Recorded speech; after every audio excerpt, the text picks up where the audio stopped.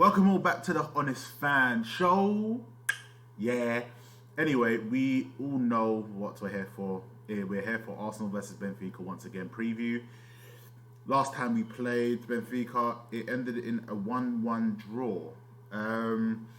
We had a lot of chances in that game. Aubameyang had 3 opportunities to score 3 goals, put this game to bed in the first leg. But now we have a tough game tomorrow. We have a game where it seems that we could lose the game. A 0-0 draw is perfect for us, but I'd rather us win the game outright with no chances of there being a last-minute goal like what happened to us against Olympiacos last year. That was very upsetting, very trying, and we are playing in Olympiacos ground once again oh gosh, I don't know how we're going to do this, but we are playing against Olympiacos once again. Well, we're not playing them once again, we're playing in their grounds. Due to COVID, a lot of things have gone awry, so no home legs for Arsenal or Benfica. Benfica played in Italy. We played in Italy last week. Now we're going to play in Greece tomorrow night. So we missed a lot of opportunities last game. We had a lot of pressure on. When they scored their penalty, we scored straight away back. No time to get them to settle into the game. We just got that counter. Saka scored the goal, and that's how it was. Aubameyang did have a couple of chances where he should have scored, but again, it just wasn't a game that anyone could really be sitting there like, yes, we deserve to win that game. We did deserve to win that game, but we didn't finish it. We didn't punish them when we had the chances to put the ball in the back of the net. Can our captain lead us can Aubameyang lead us to victory? I hope so, because he is our captain, and I expect him to do big things. I expect him to actually show up this week. If he does end up starting over Lacazette, it should be an interesting game for everyone to actually watch. Obviously, the next week will be the round of 16, so I believe the draw has already been sorted. So we've got a lot of things that we need to get going and get on in the background. Well, yeah. So our last outing was against Man City. I sort of prayed that we don't play the way that we played against Man City. The first half, we sat back. We let Man City have control of the ball. We let them run whatever they wanted to do, and we didn't pressure them until the second half, which is not going to work this game. We need to actually push them for every single thing that they have. We need to make sure that they make mistakes. We need to capitalize on the mistakes that they make. We need to score as many goals as we can possibly. Now, the one thing that people have been questioning, have been answering, should Lacazette start over Aubameyang? At most times, I'm unsure. I am very unsure on how that would work out, how this is going to go. I'd rather see them both on the field at the same time, so then we can at least have that sort of rapport what they have with each other. It will be amazing to have them play with each other and miss those days where it was Aubameyang linking up to Lacazette and it was Lacazette linking up to Aubameyang. But we do have a lot of youngsters that need game time as well, and they are performing to a better, higher standard that most people weren't expected, and they have taken spots that normally would be Aubameyang straight on the team sheet and Lacazette on the team sheet, because they'll be the 1-2 punch for the striker and the winger. Then you'll have Lacazette and Saka or Pepe on the wing, and then in the middle it was always a mix-up of who would it be? Would it be Willian? Would it be Smith Rowe? Would it be Joe Willock, who is now at Newcastle? So he's definitely out of the situation. So if Lacazette does start over Aubameyang, it would only mean that Lacazette has performed a lot better in training. Lacazette is more ready for this game, and Aubameyang just seemed lost against Man City, and he did seem a bit lost against that game against Benfica last week, which had a lot of people worrying as to what's going on. Since he signed this big contract for the next 3 years, he hasn't really been playing like himself. He hasn't really been scoring as much goals. He is getting fed. He is Arsenal's top goal scorer in all competitions. So it is sort of an interesting one, though, that he is our top goal scorer, but he hasn't scored in many games recently. So that was his first hat-trick against Leeds. So yeah, that was very fun. I did have another question. Does Martinelli deserve to start? I believe Martinelli does deserve to start. Martinelli has been a wonder, but every time Martinelli starts, he does come off injured. I feel that he shouldn't start the game. He should come on, at least within the second half. He should come onto the field instead of Willian. I believe that with him, he has the confidence to play, but at the moment he's been very injury prone, which has given a lot of people questions as to what's going on. Because it seems that players will come to Arsenal fully fit, fully healthy, and then they'll get injured, which is it's very interesting and very weird. It looks like something does need changing, but no one knows what that is and what actually needs to get changed very quickly. Injury report. So obviously, if you watch the Man City game or you watch you watched the Man City game, you saw that Rob Holding actually went off the game with a concussion. He does have a head injury, but he is being assessed, and he is about 50% chance that he will play or be in this team sheet for Benfica's game for the game against Benfica. Then we have Partey. So Partey has missed a lot of games this season, a majority of games this season. He does have a thigh injury, which is going to be a late fitness test.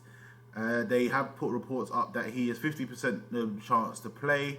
So if he does get to play, then that'll be a great asset, and he'll be able to get his legs warmed up for Leicester on Sunday at 12 p.m.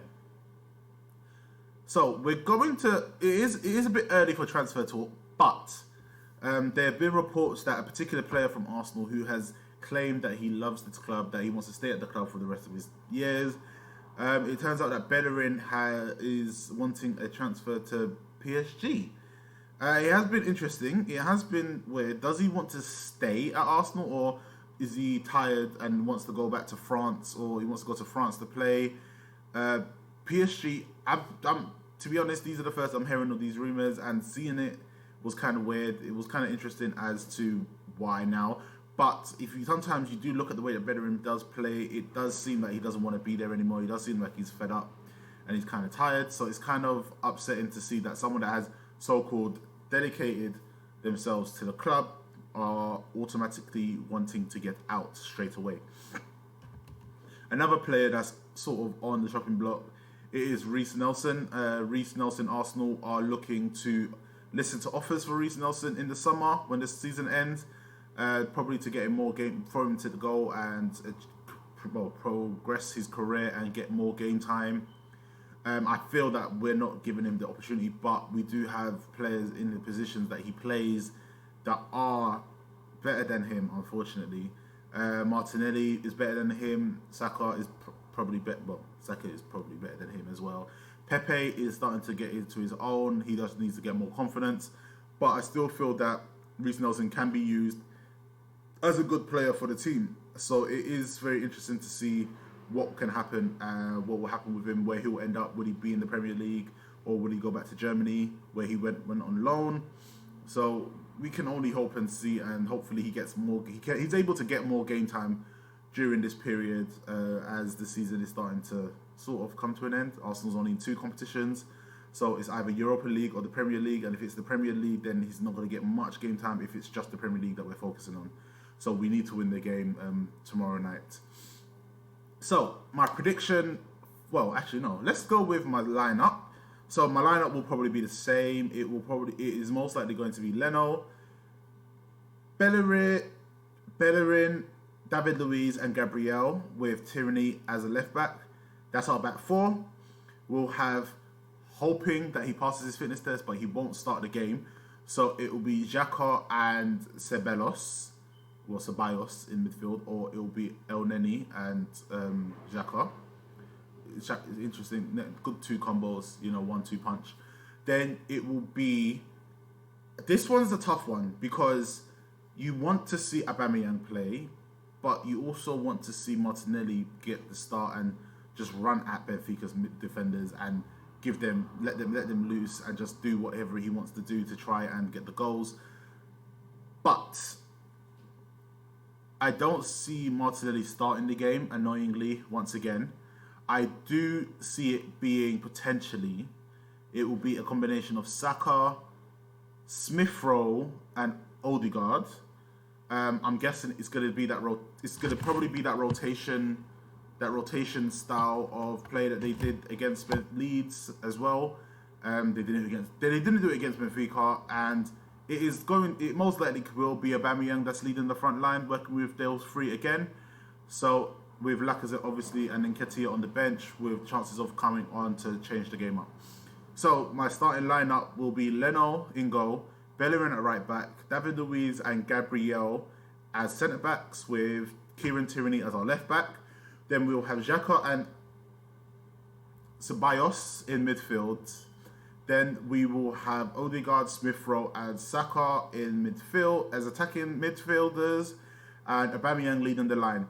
If there's any sort of injuries, I will potentially see that Aubameyang will end up getting pushed to the left wing, with Lacazette coming in as the main striker. This game is all or nothing for Arsenal. We need to win this game to at least have a chance to win a trophy. We need to win this game to have a chance to get back into Europe next year. So everything is sort of riding on this game. We need to go into this game. We need to get that first goal. We need to shut Benfica down. A 0-0 draw is best for us, but I want us to win this game by a decent amount of goals. No struggling, no looking like we're going to lose, nothing like that. I just want us to be able to take control of how it goes and just win. So my prediction for the game, I'm going to go nice and easy, quick 2-0. Aubameyang score one, with potentially Saka scoring the other. I would love to see Odegaard score, but that's not going to happen at this moment in time. But it will be 2-0 to Arsenal, putting them through to the next round of 16, which would potentially put us a step closer to winning the cup and knocking Benfica out, as they're a tough team to play. But Arsenal can do it. We can push through it, and then we move on to Leeds.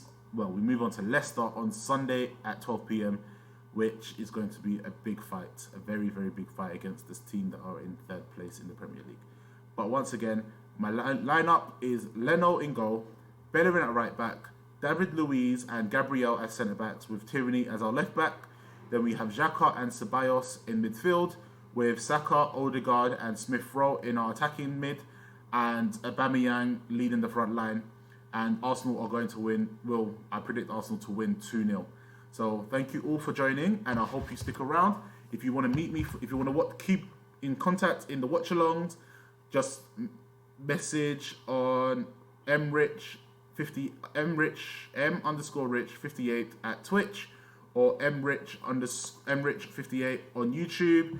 The watch-alongs will be live from 7:50, going through the rundowns of the games, any upsetting injuries or any recent news that will be happening. It will be talked about there. So please come, stick around, and let's have some fun. Let's go, Gooners!